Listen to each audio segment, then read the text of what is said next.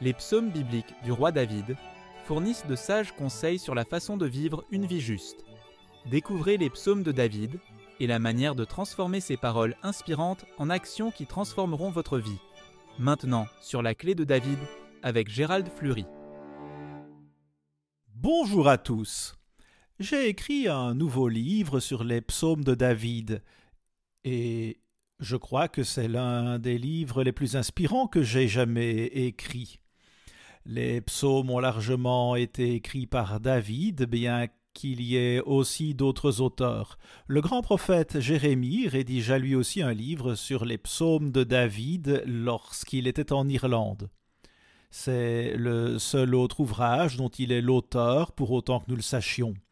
Cela signifie que la rédaction de ce livre aurait été d'une très grande importance pour lui.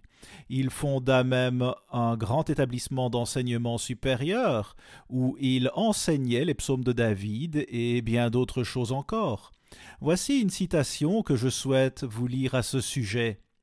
Dans une note de bas de page de la traduction de 1846 des Annales d'Irlande d'Owen Conlan, on peut lire « Les anciens registres et chroniques du royaume ont été rédigés et soigneusement préservés à Tara par Olave Folla, c'est-à-dire Jérémie, et ils ont constitué la base de l'histoire ancienne de l'Irlande appelée le psautier de Tara.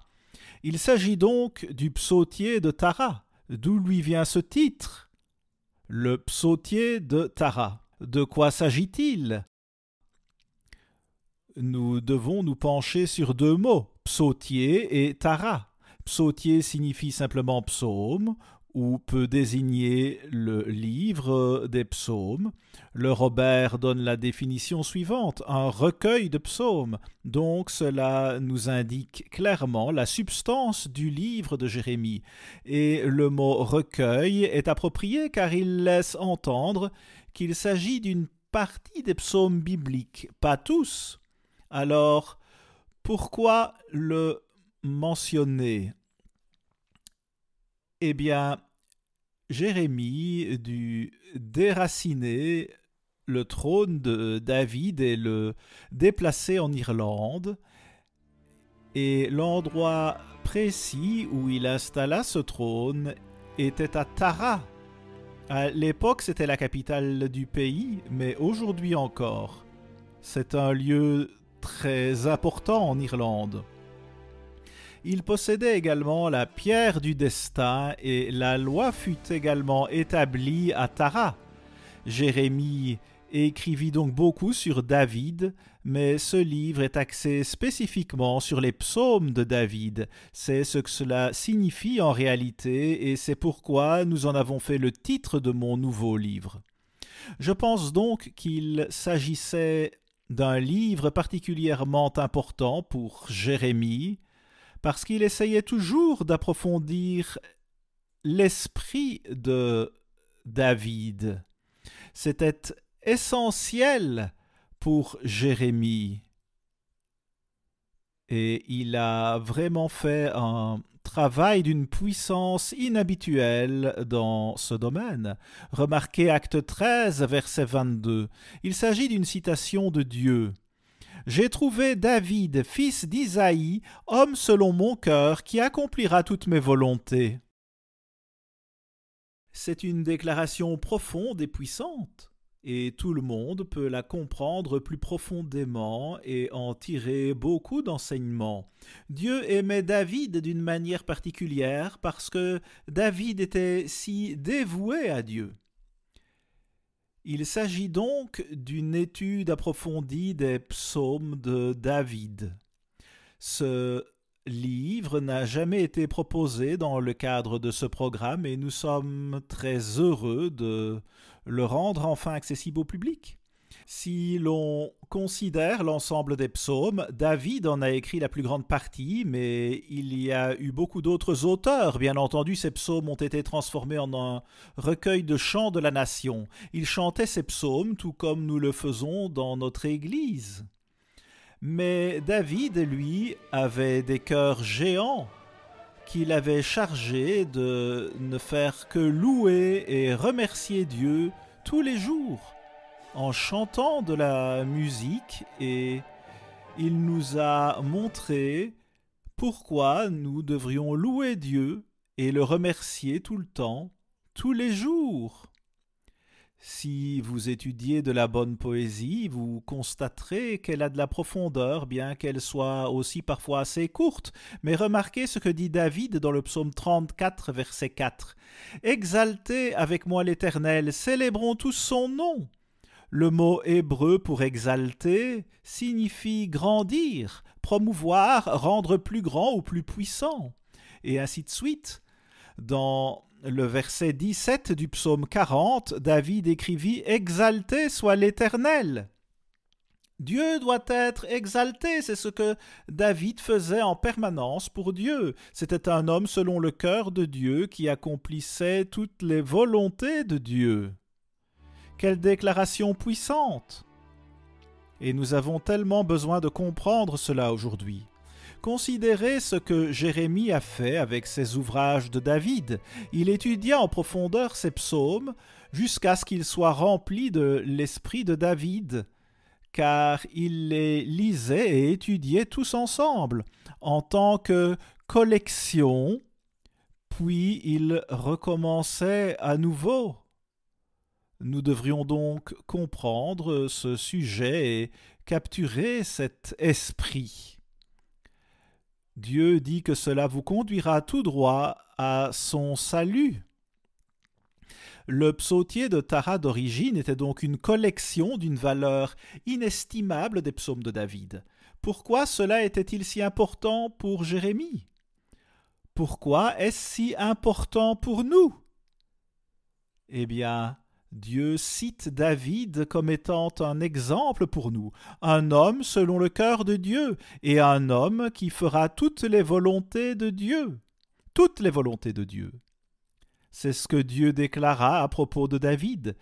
C'est un homme qui a commis des erreurs et qui a eu des problèmes, mais il a vraiment fait volte-face et a appris la repentance comme aucun autre homme de la Bible ne l'a fait. Il était passé maître en la matière. Et c'est une chose très puissante. Mais je vais vous dire une chose, lorsque je parcours ces psaumes, même aujourd'hui, ils m'inspirent. Parce que si vous regardez ce recueil de psaumes, vous serez ému si vous suivez ce que Dieu vous dit de faire. C'est quelque chose qui sera vraiment important dans votre vie, qui vous touchera et vous émouvra, comme peu d'autres choses peut-être. Vous devez connaître ces psaumes si vous voulez vraiment connaître David. On devrait tirer beaucoup de leçons des psaumes qu'il écrivit à Dieu. Ils étaient très personnels et très révélateurs. La plupart des gens n'écriraient même pas sur ces sujets, mais il l'a fait parce qu'il voulait que cela nous aide. Et quelle opportunité pour nous! Un homme selon le cœur de Dieu et un homme qui a fait toutes les volontés de Dieu. Je crois donc que nous avons essentiellement le même livre aujourd'hui. Je pense que Dieu nous a aidés à comprendre le contenu de ce livre. Et nous avons maintenant le même livre que Jérémie. La Bible nous donne notre orientation en étudiant ce message. Nous avons un recueil de psaumes dans un livre. Et je pense que si vous les étudiez vraiment, vous multiplierez par 2 votre compréhension de David lui-même. Et cela aura un impact sur votre vie spirituelle. C'est quelque chose de très émouvant et certainement très utile pour nous sur le plan spirituel. Le Psautier de Tara est un livre magnifique. Si vous regardez le verset 1 de 2 Samuel 23, vous verrez que David est le chantre agréable d'Israël. Le chantre agréable d'Israël. Comme ces psaumes sont agréables. Aujourd'hui, nous avons donc rassemblé tous les psaumes de David dans un seul livre, comme Jérémie l'avait fait en Irlande. Permettez-moi de parcourir quelques-uns de ces psaumes avec vous. Et nous aurons un aperçu de tout cela. Dans le premier psaume, nous lisons « Heureux l'homme qui ne marche pas selon le conseil des méchants, qui ne s'arrête pas sur la voie des pécheurs, et qui ne s'assied pas en compagnie des moqueurs, mais qui trouve son plaisir dans la loi de l'Éternel, et qui la médite jour et nuit. » Verset 3. Il est comme un arbre planté près d'un courant d'eau, qui donne son fruit en sa saison, et dont le feuillage ne se flétrit point. Tout ce qu'il fait lui réussit. Voilà donc une vie si saine comme un arbre planté près des fleuves d'eau, qui produit des fruits et dont les feuilles ne se flétrissent pas. C'est un arbre magnifique et précieux. Et dans ce passage, David nous donne un exemple sur le plan spirituel, nous indiquant même les feuilles. C'est une vie formidable si vous obéissez à Dieu. Alors il dit que vous allez prospérer en toutes choses. C'est un excellent exemple, très poétique. Quel beau verset! Et seul Dieu peut vous donner une vie aussi réussie, tout en vous aidant à grandir spirituellement, ce que Dieu veut que nous fassions, bien sûr. Puis au verset 4, il est dit « Il n'en est pas ainsi des méchants, ils sont comme la paille que le vent dissipe. » Il poursuit en parlant des justes, mais les impies finiront par périr. C'est leur sort, en fin de compte, ils vont périr, dit Dieu. Passons maintenant au chapitre 2 et lisons le verset 7. « Je publierai le décret. L'Éternel m'a dit, tu es mon fils. Je t'ai engendré aujourd'hui. Demande-moi et je te donnerai les nations pour héritage, les extrémités de la terre pour possession. » Lorsqu'il parle des nations, il parle de ce monde qui ne connaît pas Dieu. Seul un petit troupeau connaît Dieu et transmet son message. Et Dieu dit que vous gouvernerez les nations, ces gens qui n'étudient pas le message de Dieu aujourd'hui. Vous régnerez sur toutes les nations dans le monde à venir, le merveilleux monde à venir, et ensuite dans tout l'univers. Quelle puissante récompense Dieu nous donne lorsque nous grandissons. Ainsi, cette croissance nous permettra de faire ce travail et littéralement dominer le monde. C'est de cela dont il parle et c'est très clair. Il nous confiera le gouvernement du merveilleux monde à venir. Et le verset 11 dit « Servez l'Éternel avec crainte et réjouissez-vous avec tremblement. » Nous devons craindre Dieu, mais nous devons aussi nous réjouir. Nous pouvons nous réjouir lorsque nous craignons Dieu et tremblons devant sa parole. Car la Bible, c'est Jésus-Christ sous forme imprimée. Si vous faites cela, vous pouvez vous réjouir et être heureux dans la vie. Le verset 7 du psaume 3 dit « Je ne crains pas les myriades de peuples qui m'assiègent de toutes parts. » Les myriades, il ne s'agit pas d'une fantaisie. David dit « Je ne crains pas les myriades de peuples, que ce soit une armée ou quoi que ce soit d'autre. Je ne les crains pas. » C'est ainsi qu'il pensait. On comprend alors pourquoi il était un homme selon le cœur de Dieu. Il n'avait peur de rien et faisait l'œuvre de Dieu. Il n'avait peur de rien, il affrontait n'importe qui et se battait contre n'importe qui. Et il faisait preuve de beaucoup de courage, mais c'était la réalité de sa vie. Il ne s'agit pas de quelque chose de faux ou de frauduleux ou d'une sorte de fantaisie. Ce n'est pas cela du tout. Si vous faites confiance à Dieu, vous verrez que c'est vrai. Et l'on peut vraiment commencer en examinant le courage de David démontré dans tous ces psaumes qu'il a écrits. Certains d'entre eux ressemblent à un sermon, mais c'était en même temps un guerrier pour Dieu et il avait une foi calme. Comment ne pas craindre une armée de 10 000 hommes qui vous entourent? David disait qu'il n'avait pas peur. Dans le dernier verset du psaume 3, nous lisons « pause ». Ensuite, le psaume 4, verset 3, « pause » et au verset 5, « pause ». Que signifie ce mot? Je vais vous le montrer dans un instant et nous le comprendrons beaucoup mieux, je pense, si nous n'avons pas étudié cette question auparavant. Le psaume 4, verset 4 dit « Sachez que l'Éternel s'est choisi un homme pieux.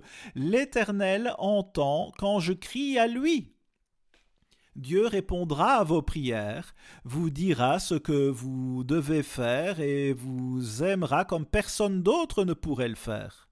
C'est aussi merveilleux que ça. Verset 7. Fais lever sur nous la lumière de ta face, ô Éternel.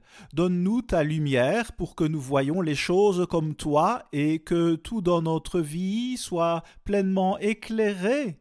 Ce n'est pas quelque chose de négatif qui rend malheureux. Cela vous remplit de lumière et de bonheur. C'est de cela qu'il s'agit. Le verset 8 parle de joie et d'allégresse, puis au verset 8, le psaume se termine par la foi calme de David dans son épreuve. Il écrit « Je me couche et je m'endors en paix, car toi seul, ô Éternel, tu me donnes la sécurité dans ma demeure. Dieu nous fait demeurer en sécurité, il s'occupe de nous. » Cela devrait inciter à la foi, si l'on comprend bien. Le psaume 5, verset 12 dit « Alors tous ceux qui se confient en toi se réjouiront, ils auront de l'allégresse à toujours, et tu les protégeras. Tu seras un sujet de joie pour ceux qui aiment ton nom. » Est-il gênant ou peut-être odieux de pousser des cris de joie? Vous pouvez le faire au bon endroit et c'est certainement le cas dans la maison de Dieu.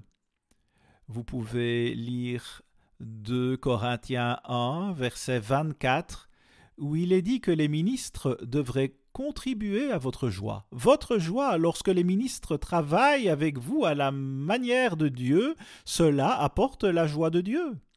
J'aimerais passer au chapitre 9, versets 15 et 17, où il est encore question du mot « pause ». « Afin que je publie toutes tes louanges dans les portes de la fille de Sion, et que je me réjouisse de ton salut. » Puis au verset 17, nous lisons « pause ». Au verset 21, également « pause ». Que signifie vraiment « pause » ? Ce mot hébreu n'est employé que dans les psaumes et dans Habakkuk, où il y a un psaume détaché selon les commentaires, et je pense que c'est vrai pour l'essentiel. Mais ici, pause est présent dans tous les psaumes et seulement dans les psaumes. Cela signifie vraiment s'arrêter et réfléchir. Pause, s'arrêter et réfléchir profondément.